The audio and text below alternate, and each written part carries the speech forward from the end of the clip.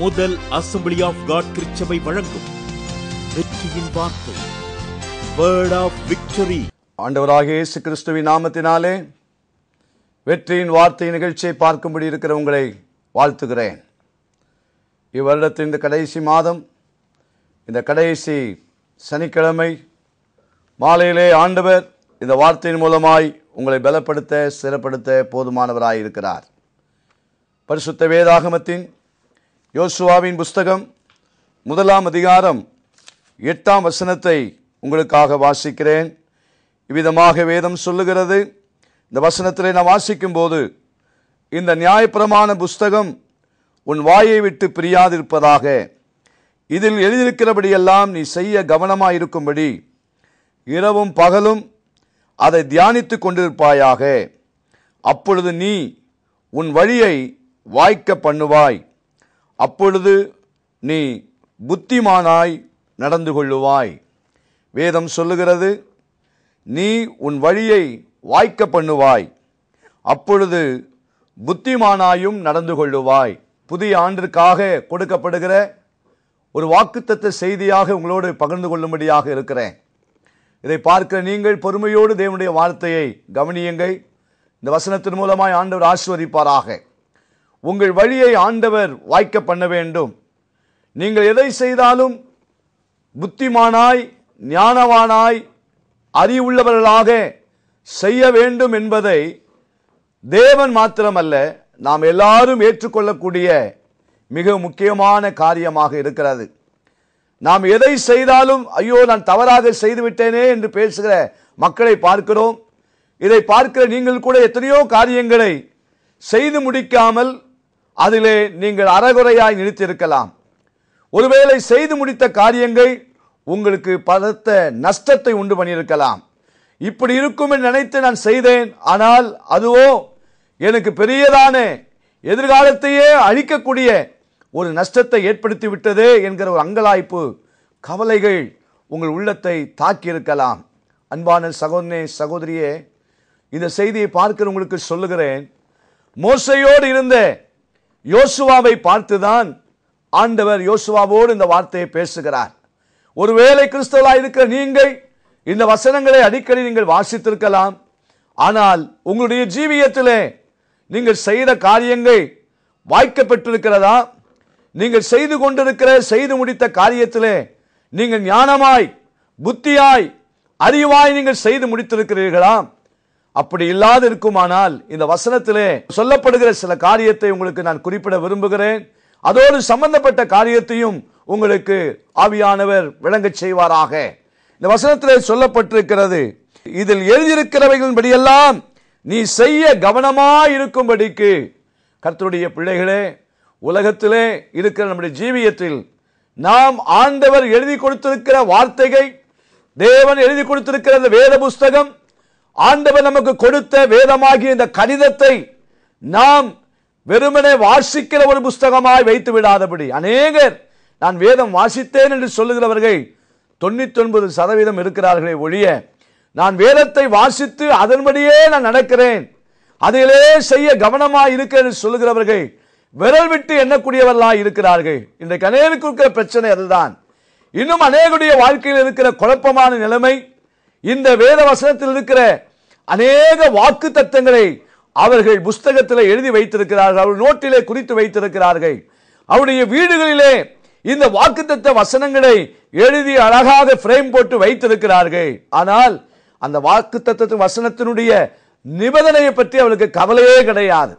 அதற்கு பின்னாக இருக்கிற அதனுடைய கட்டளை என்ன, இதை என்ன காரியங்களை செய்தால் இந்த வாக்குத்தத்தம் நிறைவேறும் என்பதை பற்றி அவள் ஒரு நாளும் யோசிக்கிறதில்லை. அன்பான சகோதரனே, சகோதரியே, இந்த வருடத்தின் இறுதியில் வந்திருக்க உங்களுக்கு சொல்லுகிறேன், வேதம் ஆண்டவர் யோசுவாவுக்கு சொன்னார், நீ இதை வாசித்தால் மாத்திரம் போதாது, இதை இரவும் பகலும் தியானித்தால் மாத்திரம் போதாது, நீ அதன்படி செய்ய கவனமாய் இருக்க வேண்டும். இப்படி நீ செய்ய கவனமாய் இருந்தால் நான் மோசையோடு இருந்தது போல உன்னோடும் இருப்பேன், நான் உன்னை விட்டு விலகுவதும் இல்லை, உன்னை கைவிடுவதும் இல்லை. முதலாவது இந்த செய்தியை பார்க்கிற உங்களுக்கு சொல்லுகிறேன், நீங்கள் செய்கிற காரியத்தை வாய்க்க பண்ண வேண்டுமானால், நீங்கள் ஞானவான்களாய் புத்திமான்களாய் செயல்பட வேண்டுமானால், நீங்கள் ஆண்டுடைய வார்த்தையை செய்து கொண்டிருந்தால், அதன்படி நடந்து கொண்டிருந்தால், அதன்படியே கிரியை நீங்கள் செய்வீர்களானால், இந்த வசனம் இப்படி சொல்லுகிறது ஐயா, நான் அதனால தான் இப்படி செய்கிறேன், இந்த சத்தியம் இப்படி சொல்லுகிறது, அதனால் நான் இந்த விதமாக நடந்து கொள்ளுகிறேன் என்பதில் நீங்கள் சரியா இருப்பீர்களானால், ஆண்டவர் ஒரு நாளும் உங்களை கைவிடவே மாட்டார், உங்களை விட்டு விலகி போகவே மாட்டார். தேவனுடைய வாக்குத்தத்தத்தை இன்றைக்கு அநேகர் தவறாக புரிந்து கொள்ளுகிறார்கள். இதை சொல்லிவிட்டால் ஆண்டவர் என் கூட இருப்பார், பாஸ்டர் ஜெபம் பண்ணும்போது இந்த வசனத்தை சொல்லிவிட்டால் எனக்கு நிறைவேறிவிடும், இவைகளெல்லாம் ஜெபத்தில் சொல்லப்படுகிற வசனங்கள், ஊழியக்காரர்கள் சொல்லுகிற ஆறுதலான வார்த்தைகள். ஆனால் அதற்கு நீங்கள் செய்ய வேண்டிய உங்களுடைய கடமை, உங்களுடைய பொறுப்பு ஒன்று இருக்கிறது அல்லவா?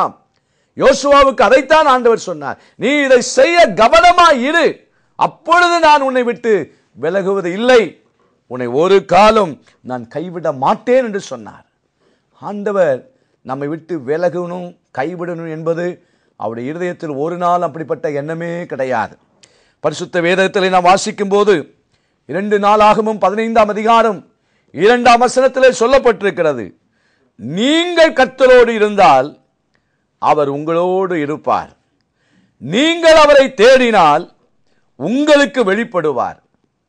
அடுத்த பகுதியிலே சொல்லப்பட்டிருக்கிறதா நிபந்தனை, அவரை விட்டீர்களாகில் அவர் உங்களை விட்டு விடுவார். நாம் என்றைக்கு தேவ வசனத்தின்படி செய்யாமல் இருக்கிறோமோ அன்றைக்கு அவருடைய பிரசனத்தை உணர முடியாது. அவர் என்னோடு கூட இருக்கிறார் என்ற நிச்சயத்தை நாம் இழந்துருவோம், நான் அவரோடு கூட இருக்கிற நிச்சயத்தை நாம் இழந்துருவோம். சிலர் வேடிக்கையா இதை பேசுவார்கள், ஆண்டவர் என் கூட தான் பிரதர் இருக்கிறார், நான் எங்க போனாலும் என் கூட இருக்கிறார். ஆனால் வாயிலை பார்த்தால் சிகரெட், வாயை திறந்தால் ஒரே மதுபான வாசனைகள். இப்படிப்பட்ட நபரோடு எப்படி ஆண்டவர் இருக்க முடியும்? தங்களையே ஏமாற்றிக் கொள்ளுகிறார்கள்.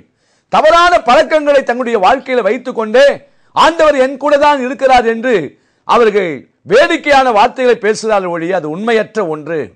வேதம் சொல்லுகிறது, நீங்கள் அவரை தேடினால் உங்களுக்கு வெளிப்படுவார், அவரை விட்டீர்களாகில் அவர் உங்களை விட்டு விடுவார்.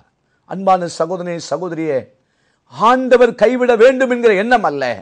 முதலாவது உன்னுடைய வாழ்க்கையிலே தேவ வசனத்தை விட்டு நீ விலகும் போது ஆண்டவருடைய பிரசனம் உன்னை விட்டு விலகிறதை உன்னுடைய மனசாட்சி நிச்சயமாய் உறுத்தி கொண்டே இருக்கும்.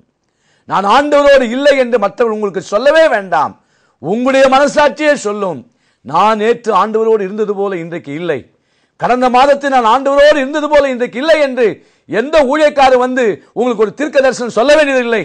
இன்றைக்கு அநேக பொய் தீர்க்க தரிசனம் ஒன்று, ஆண்டவர் உன் கூட இருக்கிறார் என்று எல்லாருக்குமே சொல்லிக் கொண்டிருக்கிறார்கள்.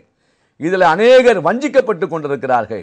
ஆண்டவர் கூட இருப்பேன், கைவிட மாட்டேன், விலக மாட்டேன் என்று சொல்லுகிற வார்த்தையினுடைய உண்மை நிறைவேறுதல் யாருக்கென்றால் இந்த பரிசுத்த வேதாகமத்தின்படி கர்த்தருடைய வேதத்தின்படி நடக்கிற உத்தம மார்க்கத்தார் பாக்கியவான்கள் என்று 119ஆம் சங்கீதம் முதல் வசனத்தில் சொல்லப்பட்டிருக்கிறது போல இந்த வசனத்தின்படி நீங்கள் நடந்தால்தான் ஆண்டவர் உங்களோடு இருப்பார். பிரசங்கிக்கிற எனக்கும் அப்படித்தான். நான் பிரசங்கித்தால் மாத்திரம் போதாது, இந்த வசனத்தின்படி நடந்தால்தான், இந்த வசனத்தின்படி நான் ஜீவித்தால்தான் ஆண்டவர் என்னை கைவிட மாட்டார், என்னை விட்டு விலகவே மாட்டார். இதை நீங்கள் புரிந்து கொள்வீர்கள் என்று நம்புகிறேன். கர்த்தர் உங்களை ஆசீர்வதிப்பாராக. ஓசியாவின் புஸ்தகம் 11ஆம் அதிகாரம் 8ஆம் வசனத்திலே சொல்லப்பட்டிருக்கிறது, எப்பிராயீமே நான் உன்னை எப்படி கைவிடுவேன், இஸ்ரவேலே நான் உன்னை எப்படி ஒப்பு கொடுப்பேன், என் இருதயம் எனக்குள்ளே குழம்புகிறது, என் பரிதாபங்கள் ஏகமாய் பொங்குகிறது என்று சொல்லப்பட்டிருக்கிறது. ஆண்டவர் கேட்கிறார், நான் உன்னை எப்படி கைவிட முடியும், நான் உன்னை விட்டு எப்படி விலக முடியும், நான் அதை குறித்து என்னுடைய இருதயம் குழம்புகிறது. ஆண்டவருடைய வார்த்தையினுடைய பொருள் என்ன? ஏன் என்னை விட்டு இப்படி விலகி போகிறீர்கள், என் வசனத்தை விட்டு ஏன் மாறி போகிறீர்கள்? ஆகவே ஆண்டவருடைய இருதயம் குழம்புகிறது. உங்கள் வாழ்க்கையிலே ஆண்டவர் நீங்கள் செய்கிற காரியங்களை வாய்க்க வேண்டுமா, நீங்கள் செய்கிற எந்த காரியத்திலும் புத்திமானா இருக்க வேண்டுமா? மீண்டும் சொல்லுகிறேன், ஆண்டவர் உங்களிடத்தில் எதிர்பார்க்கிறபடி தேவ வசனத்துக்கு உங்களை ஒப்புக் கொடுங்க. இரண்டாவது, உங்கள் வாழ்க்கையிலே சகல காரியங்களையும் நீங்கள் செய்து முடிக்கணும். உலகத்தில் பிறந்த நாம் அறியாமையில் வாழ்ந்த ஒரு காலம் என்று இருக்கிறது. அது சிறு பிராயம். சிலர் வாலிப பிராயத்திலும் அறியாமையுடைய காலத்தில் இருந்து கொண்டிருக்கிறார்கள். முதிர் வயதான பின்பும் சிலர் அறியாமையிலே வாழ்ந்து கொண்டிருக்கிறார்கள். அறியாமை என்ற வார்த்தை எங்கெல்லாம் வருகிறதோ அங்கெல்லாம் குழப்பம் இருக்கும், அங்கெல்லாம் தவறுகள் இருக்கும், குறைகள் இருக்கும். அறிந்து செய்கிறேன் என்று சொன்ன எத்தனையோ காரியங்களும் அறியாமலே செய்யப்பட்ட காரியங்களாகவே இருக்கும். இதெல்லாம் விளக்குவதற்கு இந்த நேரம் போதுமானது அல்ல. ஆனாலும் ஒரு சுருக்கமான வார்த்தை உங்களுக்கு சொல்லுகிறேன். 1 நாளாகமம் 28ஆம் அதிகாரம் 20ஆம் வசனத்திலே தாவீது தன்னுடைய மகனாகிய சாலமோனுக்கு இவ்விதமாக அவர் குறிப்பிடுகிறார். நீ பலங்கொண்டு தைரியமாயிருந்து இதை நடப்பி, நீ பயப்படாமலும் கலங்காமலும் இரு. தேவனாகிய கர்த்தர் என்னும் என் தேவன் உன்னோடு இருப்பார். கர்த்தருடைய ஆலயத்தை கட்டுகிறதற்கு அடுத்த சகல கிரியைகளையும் நீ முடித்து தீரும் மட்டும் அவர் உன்னை விட்டு விலக மாட்டார், உன்னை கைவிடவும் மாட்டார். இதில் நான் குறிப்பிடுகிறேன் என்றால், சகல கிரியைகளையும் நீ முடித்து தீரும் மட்டும். ஆரம்பிப்பது பிரமாதமாய் இருக்கலாம், ஆனால் பிரமாதத்தினுடைய மிக முக்கியமானது என்னவென்றால் அதை முடிப்பதுதான். ஆரம்பித்தேன் முடிக்கிறேன் சொன்னால் அது பரியாசத்துக்குரியது. அநேகர் நம்மை பார்த்து கேலி செய்வார்கள்.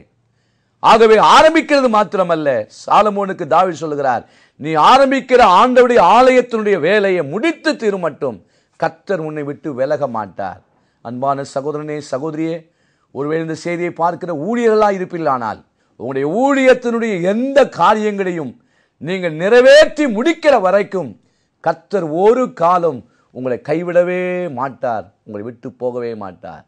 ஆனால் அதற்கு உள்ள நிபந்தனை என்ன தெரியுமா? 1 நாளாகமம் 28ஆம் அதிகாரத்திலே 9ஆம் வசனத்திலே அதற்குரிய நிபந்தனை சொல்லப்பட்டிருக்கிறது. சாலமோனே, நீ உன் பிதாவின் தேவனை அறிந்து அவரை உத்தம இருதயத்தோடும் உற்சாக மனதோடும் சேவி. கர்த்தர் எல்லா இருதயங்களையும் ஆராய்ந்து நினைவுகளின் தோற்றங்களை எல்லாம் அறிகிறார். நீ அவரை தேடினால் அவர் தென்படுவார், நீ அவரை விட்டுவிட்டால் அவர் உன்னை என்றென்றைக்கும் கைவிடுவார். இந்த நிபந்தனையை பின்பற்றாமல், ஆண்டவரே நான் செய்து முடிக்கிற வரைக்கும் என்னோடு இரும், நான் முடித்த பின்பு உம்மை விட்டு விடுகிறேன் என்கிற இப்படிப்பட்டதான எண்ணங்கள் நம்மை விட்டு விலக வேண்டும். இரண்டாவது சொல்லுகிறேன், நீங்கள் செய்கிற சகல கிரியைகளையும் முடித்து தீரும் மட்டும் கர்த்தர் உங்களோடு கூட இருக்க வேண்டுமானால் நீங்கள் ஆண்டவரை சேவியுங்கள், உற்சாகமாய் சேவியுங்கள். அவர் இருதயங்களை ஆராய்கிறார். உற்சாகம் இருக்கிறது போல காண்பிக்க வேண்டாம், உண்மையிலே உற்சாகமாய் ஆண்டவரை ஆராதியுங்கள். சபைக்கு போகும்போது நல்ல வாயை திறந்து உற்சாகமாய் பாடுங்கள். சபை ஆராயில் உட்கார்ந்து தூங்கி கொண்டிருக்காதீர்கள். பிரசங்க நேரத்தில் தூங்குகிறவர்கள் பாடுகிற நேரத்தில் தூங்குகிறீர்கள் என்றால் உங்களுக்கு உற்சாகம் இல்லை. உற்சாகத்தோடு ஆண்டவரை சேவியுங்கள், நிச்சயம் கர்த்தர் கைவிட மாட்டார். ஆகவே உங்கள் காரியங்களை வாய்க்க பண்ண ஆண்டவருடைய வசனத்தின்படி செய்யுங்கள். உங்கள் வாழ்க்கையில் எல்லா காரியங்களையும் செய்து முடிப்பதற்கு நீங்கள் ஆண்டவருடைய காரியங்களிலே உற்சாகமாக நீங்கள் செயல்படுங்கள். ஒரு நாளும் ஆண்டவர் உங்களை கைவிட மாட்டார். நான் உங்களுக்காக ஜெபிக்கட்டுமா? தேவனுடைய வார்த்தை கேட்ட உங்களுடைய வாழ்க்கையிலே நிச்சயமாய் இந்த வருகிற புதிய ஆண்டிலே இந்த வசனத்தின்படியே ஆண்டவர் நடத்த போதுமானவராயிருக்கிறார். ஜெபிக்கிறேன். மகா இரக்கமும் கிருபையும் நிறைந்த எங்கள் பரலோக பிதாவே, உம்முடைய நாமத்தினால் அடியேன் வருகிறேன். அநேக நேரங்களிலே நாங்கள் வாக்குத்தத்தங்களை சொந்தம் பாராட்டுகிறோமே வழிய, அந்த வாக்குத்தத்தங்களை கொடுத்த ஆண்டவர் தெய்வம் எங்களிடத்தில் எதிர்பார்க்கிறதை நிறைவேற்ற தவறிவிடுகிறோம். எங்களை மன்னியும். இதை பார்க்கிற ஒவ்வொருடைய வாழ்க்கையிலும் வேதத்தை வாசிக்கிற ஒரு புஸ்தகமாக வைத்து விடாதபடி, அதை ஏதோ தியானித்து விட்டு விடாதபடி, அதன்படி செய்ய அவர்களை ஆண்டவரை நடத்துவீராக. யோசுவாவை கைவிடாத தேவன், மோசையை கைவிடாத தேவன், தாவீதை கைவிடாத தேவன், சாலமோனை கைவிடாத தேவன் எங்களுடைய தேவனாய் இருக்கிறபடினாலே இந்த சத்தியம் வெறுமையாய் திரும்பாதபடி ஒருவரையும் கைவிடாதிருப்பீராக. இயேசுவின் நாமத்தில் பிதாவே, ஆமென். ஆண்டவர் உங்களை இந்த செய்தியின் மூலமாய் ஆசீர்வதிப்பாராக. கர்த்தருக்கு மகிமை உண்டாகட்டும். அன்பானவர்களே, எங்களது சபையின் ஞாயிறு ஆராதனை நேரங்கள்: முதல் ஆராதனை காலை 6:30 முதல் 9:15 மணி வரையிலும், இரண்டாவது ஆராதனை காலை 9:30 முதல் 11:30 மணி வரையிலும், மாலை விசேஷித்த ஆராதனை மாலை 7 மணி முதல் இரவு 8:30 மணி வரையிலும் நடைபெறுகிறது. இவ் ஆராதனையில் கலந்து கொண்டு இறையாசியை பெற்று மகிழுங்கள். தொடர்புக்கு ரெவரன் எம். சாம்சன் பால், முதல் அசம்பிளி ஆஃப் காட் சபை, நம்பர் 11, முதல் தெரு, ஜெகநாதபுரம், சேத்பட், சென்னை 31. செல்போன் 9444011754. தொலைபேசி எண் 28360384. ஜெப உதவிக்கு 04428361337. Email firstag@yahoo.in.